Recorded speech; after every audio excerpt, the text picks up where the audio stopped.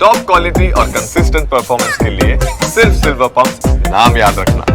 તો પોરબંદરના કમલાબાગમાં હિરલબા જાડેજા સામે જે ફરિયાદ થઈ છે તેને લઈને હવે વધુ વિવાદ વકર્યો છે, કારણ કે જે પ્રકારે અલગ અલગ આરોપ કમલાબા જાડેજા હિરલબા જાડેજા પર લાગ્યા છે તેને લઈને હવે વધુ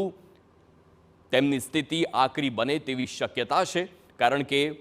ફરિયાદી પક્ષને ધમકી આપવાનો અને ગેરકાયદે વ્યાજ વસૂલવાનો હિરલબા જાડેજા પર આરોપ છે। પોરબંદરમાં મત્સ્ય ઉદ્યોગ સાથે સંકળાયેલા પરિવારે ભૂરા મુંજા પાસેથી 2012માં 75 લાખ રૂપિયા વ્યાજે લીધા હતા। પરિવારનો આરોપ છે 2016માં ભૂરા મુંજા આવાસના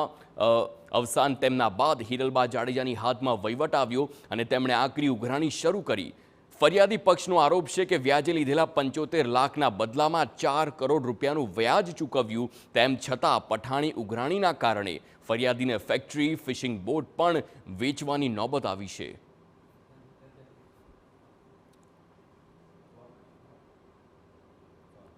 ભૂરાભાઈ મુંજાભાઈ પાસેથી 75 લાખ રૂપિયા વ્યાજે લીધેલા હતા અને એમનું જ્યાં સુધી અવસાન થયું 2016માં ત્યાં સુધી અમારો રેગ્યુલર વ્યવહાર હતો અને ત્યાં કદાચ આગું પાછું થતું તો એવું કોઈ હેરાનગતિ અમારા ત્યાં ભૂરાભાઈ તરફથી નહોતી, પણ જે સમયે ભૂરાભાઈનું અવસાન થયું અને વહીવટ બધો હિરલબાઈએ સંભાળ્યો 2016 પછી, ત્યારે પણ અમે રેગ્યુલર વ્યાજ ત્યાં પહોંચાડતા જ હતા, પરંતુ થોડું પણ મોડું થતું એટલે એમાં ત્યાં પેનલ્ટીઓ 5%થી લઈને 10% સુધીની અમારી પાસે ઉઘરાવેલી છે।